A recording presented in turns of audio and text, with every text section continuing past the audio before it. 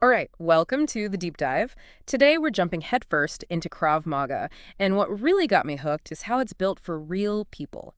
Doesn't matter your size, age, all that. It's meant to be practical self-defense anyone can use. Yeah, no kidding. We've both been digging into Krav Maga, simple and effective self-defense techniques for everyone. Right.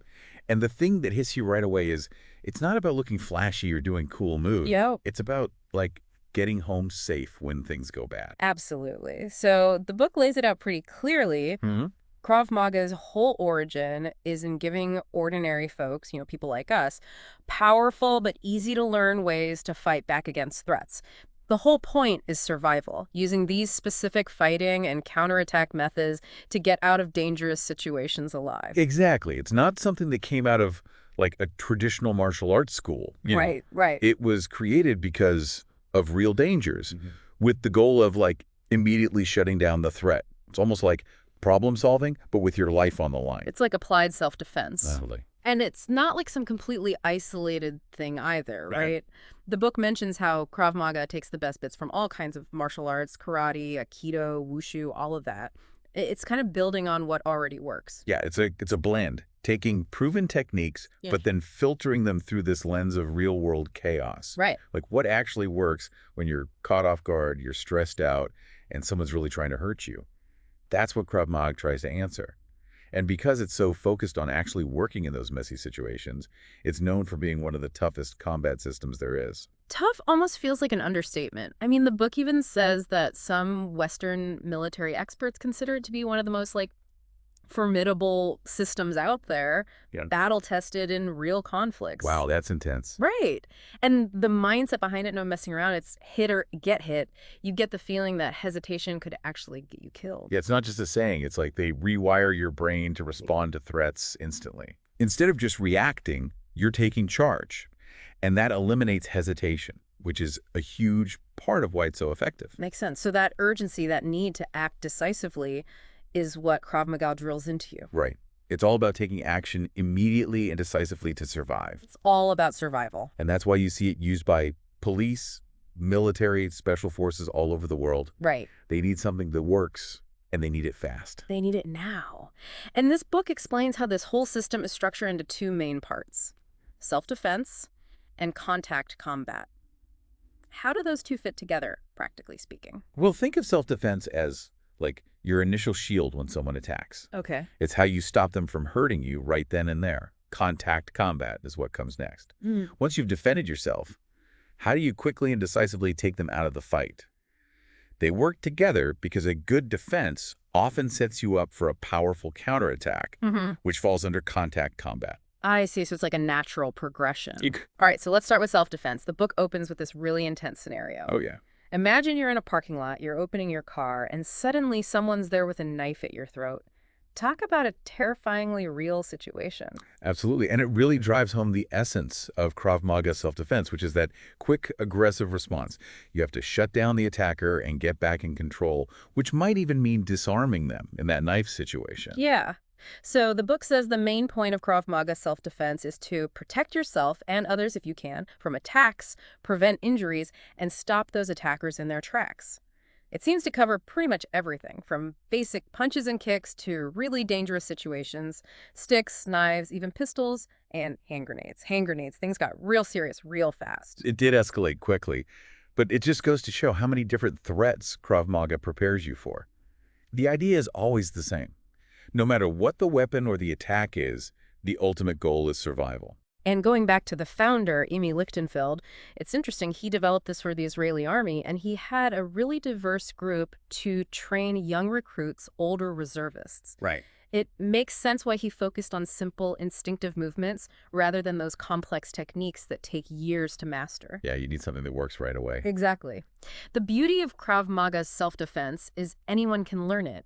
It's not about years of practice to master these complicated forms. It's about using your natural reflexes in a focused and effective way. That's what makes it work for men and women, different ages, different fitness levels. Right. It's not about being some kind of super athlete. No. It's about taking your body, however it is, and making it a better tool for self-protection by using these core principles. Smart. So the book emphasizes how Krav Maga techniques are based on these natural, effective movements. And the training sounds super intense, getting you ready for all sorts of bad situations, darkness, being seated, even if you can't move freely. It's all about adapting and using those basic principles no matter what. And that's key. Real attacks don't happen in a nice, clean environment. Yeah. The training is designed to show you there's no such thing as a perfect fight, so you can rely on those core defensive principles even when you're at a disadvantage. So you're prepared for anything. All right, that gives us a good grasp of Krav Maga self-defense. Now let's talk about contact combat. The book calls this a more advanced stage, going beyond just defending yourself. What's the main goal here? Contact combat is where you shift gears. You go from defense to offense quickly and decisively. It's not just blocking the attack, it's about ending the threat as efficiently as possible. Taking control. Yeah, you're taking control to make sure you're safe. And the book breaks it down into these key elements. Yeah. Attack, defense, still important, timing, feints, combat tactics, and even the psychological aspects of surviving really extreme situations. That mental game sounds crucial. Oh, it is. Krav Maga knows that fighting isn't just physical. Right. Being mentally tough, being able to bounce back, and having the will to survive those are just as important as knowing the moves. It's all connected. The training for contact combat sounds intense, like really intense. The book talks about simulating real threats with deafening noise, poor visibility, even artificial smoke.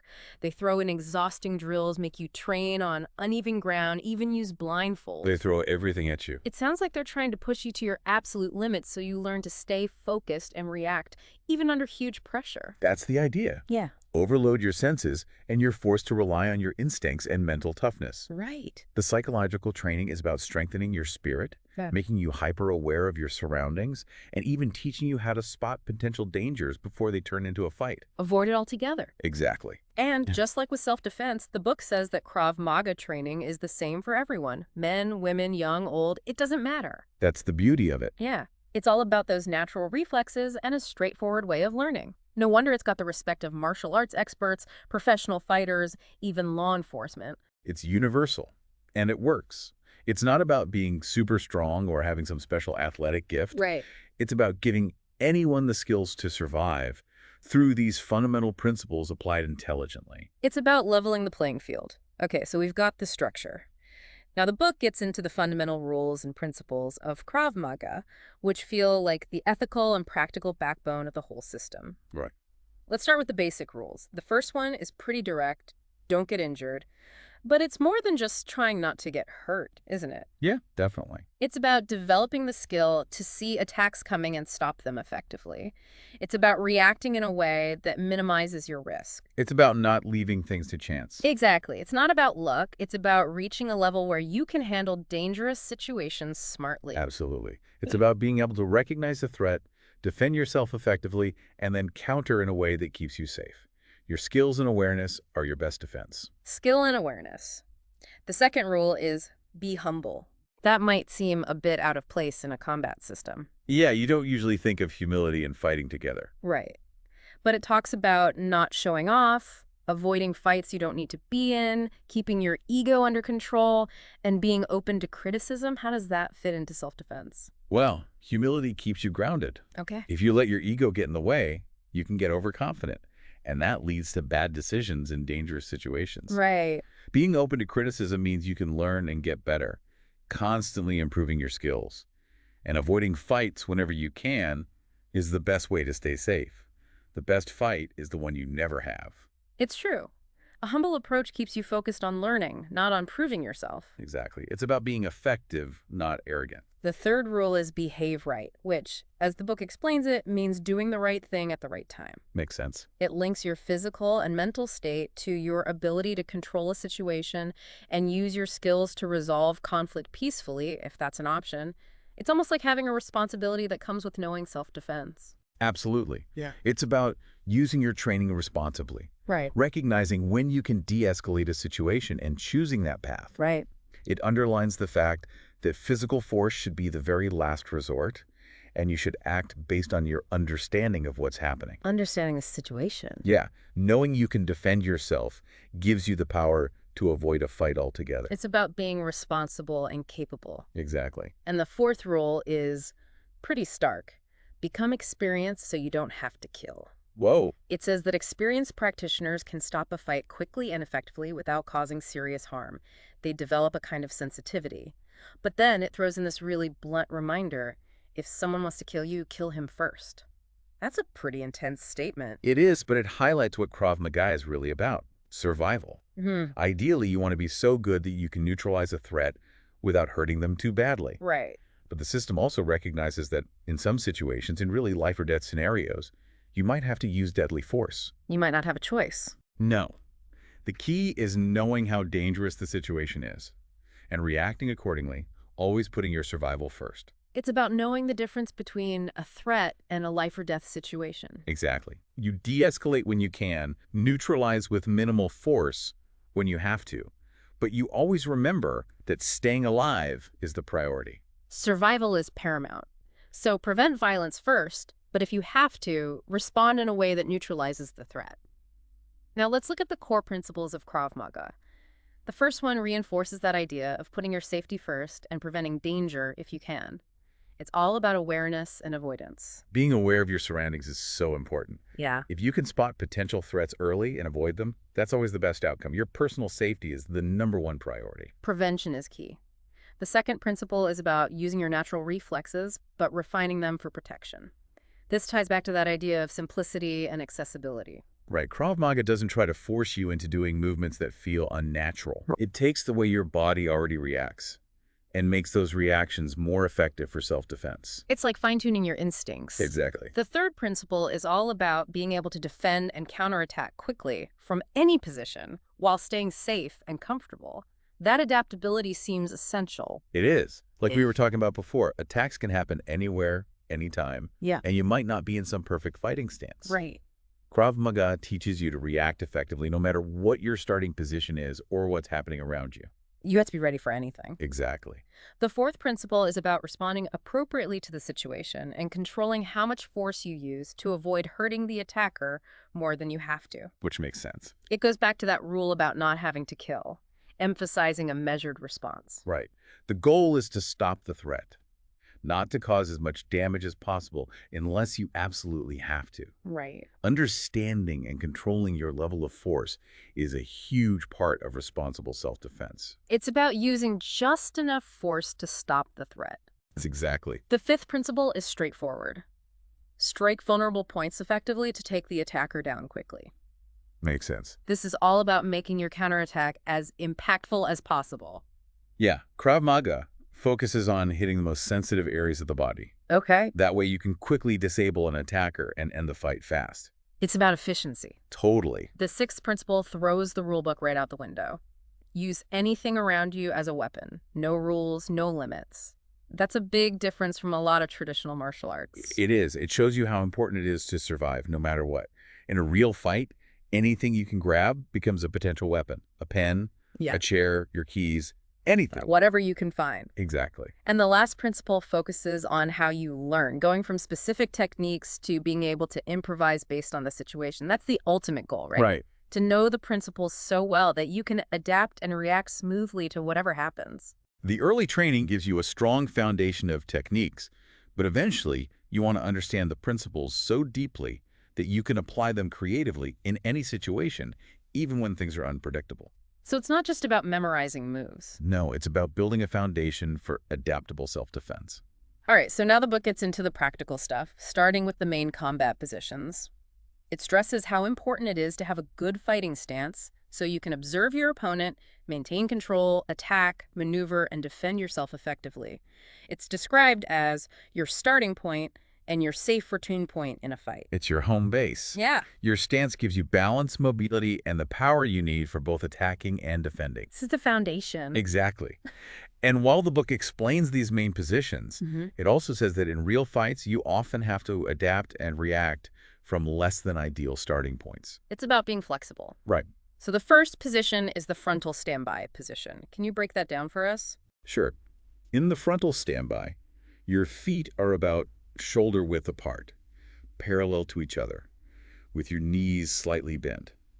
Your weight should be balanced between both feet. Okay. Your upper body should be slightly tilted forward, and your arms are bent with your elbows protecting your torso and your open palms up, guarding your head. So you're ready to move in any direction. Exactly. Yeah. And the key is to be relaxed, not stiff. Your muscles should be ready to react instantly. Ready to spring into action. And the second main position is the left-handed combat position. How is that different from the frontal standby? Well, your feet are still roughly shoulder-width apart, but your right leg is back a bit with your heel slightly raised. Okay. Your left foot is flat on the ground and both feet point forward. Your weight is still balanced. Got it. Now your upper body is turned slightly with your left shoulder forward. You want to keep your core tight, belly in, pelvis tucked a little. Your head is tilted down just a bit. Your left arm is bent, covering your torso up to the elbow, with your open palm protecting the left side of your head. Your right elbow protects your right side, and your right palm guards the right side of your head. So it's a bit more asymmetrical with your left side forward, ready to go. Exactly. It gives you a slight advantage for using your left hand or foot first, but you still have a solid base. All right, now the book moves on to basic punches. It says that while there are tons of different punches in martial arts, they're focusing on the simplest and most effective ones that you can learn quickly. Right. Krav Maga is all about efficiency. Right. It's about using techniques that work immediately, not fancy moves that take forever to learn. These are punches you can learn fast and use effectively when it matters most. When you need them the most. Exactly. So first up are direct strikes, which are described as having the longest reach and being the most commonly used and effective punches. They're your bread and butter. Yeah, they're straightforward. The fist moves straight towards the target. The book then details a direct punch with the right hand in the head, starting from that frontal standby position. Can you walk us through that? Sure.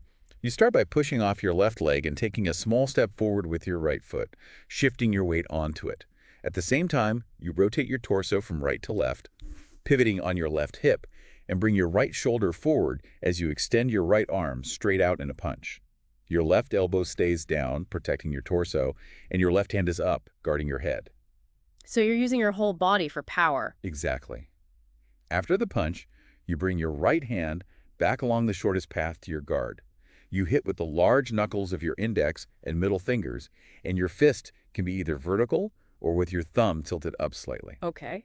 The key is to keep your forearm, shoulder, and fist in a straight line, and to coordinate the punch with the rotation of your torso. Got it. And make sure your fist is clenched tight when you make contact. So it's not just about the arm, it's about the whole body working together. Exactly. The book then talks about side strikes, which are done with a bent arm.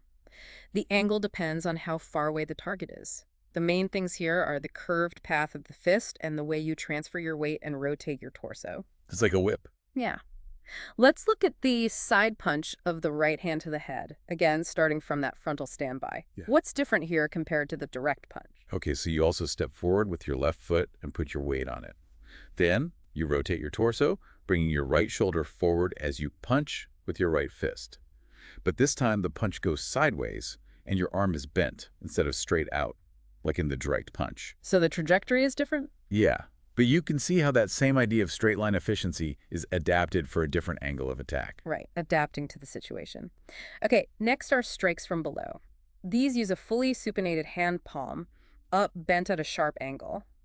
The book says they're a bit trickier to coordinate, but really useful in close combat, although you might need to set them up at longer ranges. They're more specialized. Yeah, more situational.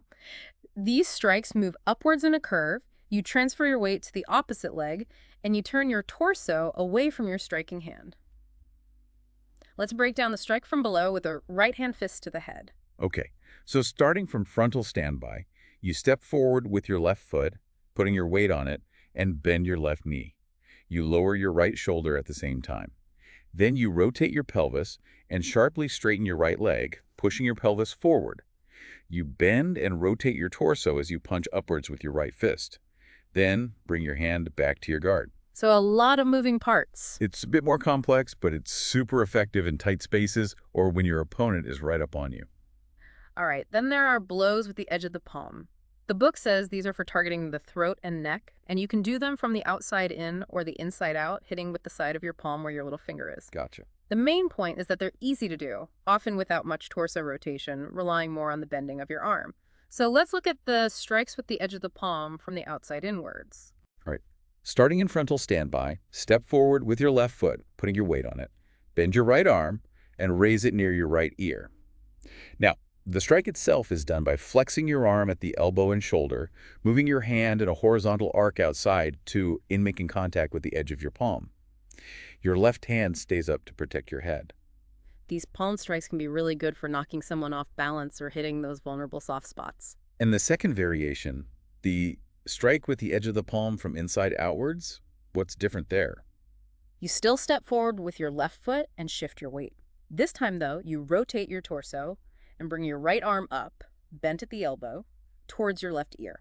You strike by flexing your hand at the elbow, moving it in a horizontal arc inside to out, again using the edge of your palm for impact. So, slightly different angle. Exactly. It's useful depending on your position relative to the threat. Adapting to the situation.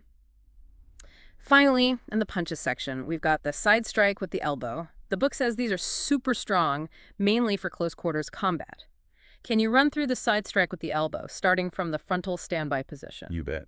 You start by stepping forward with your left foot and shifting your weight onto it. Then you quickly rotate your torso and forcefully throw your right arm bent at the elbow in a horizontal arc. The front of your elbow is what you hit with. Your left hand stays up to guard your head the whole time. So you're using that bony part of the elbow for maximum impact. Exactly. Elbow strikes can deliver a lot of force up close because of the bone structure and leverage. Makes sense. Okay, that gives us a solid overview of the basic punches in Krav Maga. Now, onto basic kicks. The book makes it clear that kicks can be really powerful because your legs are long and strong, but they're also harder to control. You need to practice them to get good. It takes time and dedication. Definitely. The focus here is on the most effective kicks for different distances, using different parts of your leg, lower leg for longer reach, knee for close-up.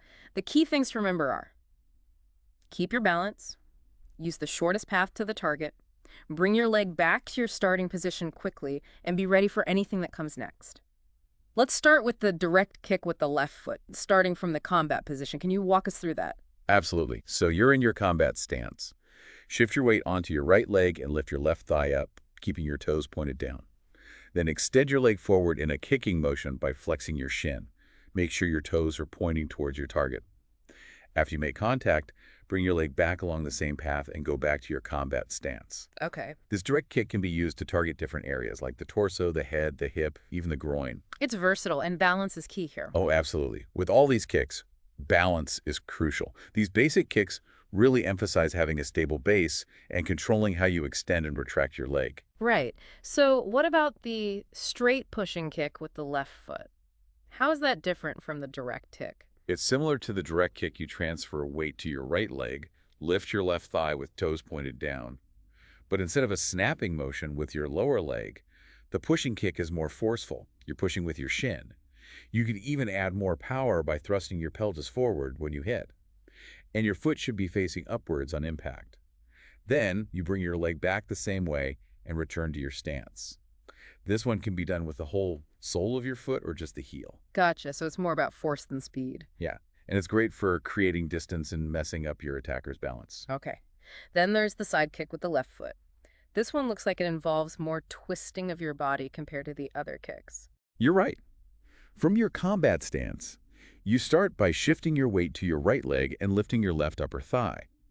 At the same time, straighten your right leg and turn your right foot about 90 degrees. Now, to do the kick, you bend your pelvis forward and extend your left leg by flexing your shin. You can hit with either your shin or the top of your foot. Then, you bring your leg back the same way and return to your stance. So you're presenting a smaller target while still packing a punch. Exactly. There's also the left-footed kick to the side. Is this the same as the side kick or something different? It's a bit different. You start the same way, shifting your weight to your right leg and lifting your left thigh. But then you turn your torso and your right foot about 90 degrees. The kick itself is done by flexing your left hip, and you usually hit with the sole or heel of your foot. After you strike, you bring your leg back and go back to your combat stance. So similar setup, but a different execution. Exactly. This variation often uses more hip rotation and a different angle for the strike. Makes sense. Okay, then we have the kick backward with the left foot. This seems like it'd take a lot of balance and coordination. It does. You start by shifting your weight to your right leg and turning your torso about 90 degrees to the right. Then, lift your left thigh forward and up. The kick is done by flexing your left hip, striking backward with your heel. After that, you retract your leg and return to your combat stance. So it's a surprise attack. Yeah, if done correctly, it can be a really powerful surprise attack. And finally, we have the direct knee kick with the left foot. This is obviously meant for really close combat, right? Absolutely. To do this kick, you shift your weight to your right leg, bend your left knee, and lift your left thigh forward and up.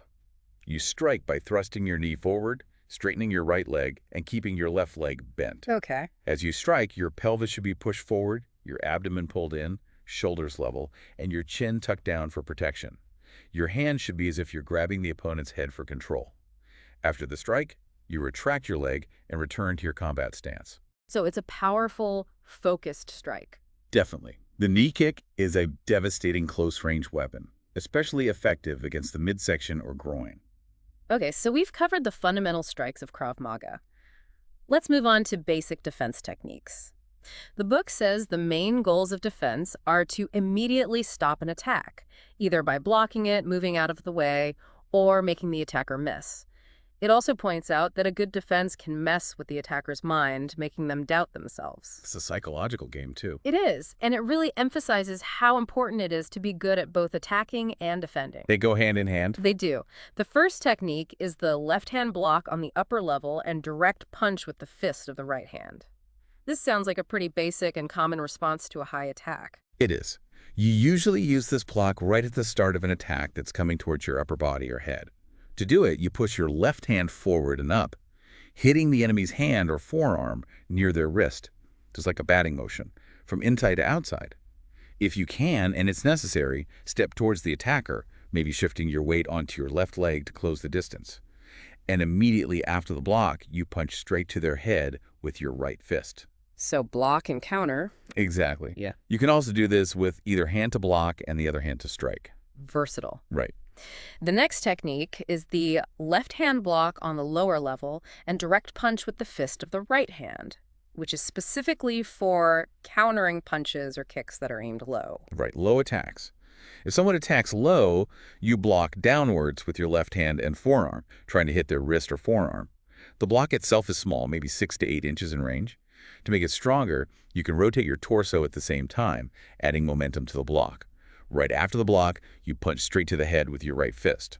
So it's the same principle, adapted for a low attack. Yeah, it shows you how that block and strike combination can be used for different attacks. Then we have the block with the left elbow. The book says you can do this block with either arm, and it's good for protecting yourself while you get closer to the attacker, even when they're throwing punches. It's a good multi-purpose block. Yeah. To do it with your left elbow, you turn your torso slightly to the right and raise your left shoulder for protection. At the same time, bend your right arm, bringing your hand up to cover your chin.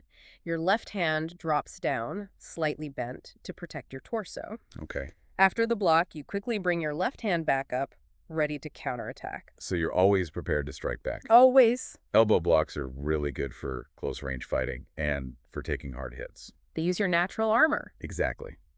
The next defense is defense from a side punch to the head. They describe it as the enemy throwing a right fist side punch while stepping forward with their left foot. How do you counter that? Okay, so you step towards them with your left foot. At the same time, you move your left hand forward and up in a sweeping motion to block their punch. It's like you're batting it away. You also rotate your torso to give your block more reach. Right after you block, you punch straight to their head with your right fist. So you're meeting their aggression head on. You have to. And the book says there should be almost no pause between the block and the punch. It needs to be one fluid movement. Seamless. Exactly. Okay, then there's the defense from a direct punch to the head with a step forward. This time the enemy attacks with a straight right fist punch while stepping forward. Okay. How do you handle that? You step forward into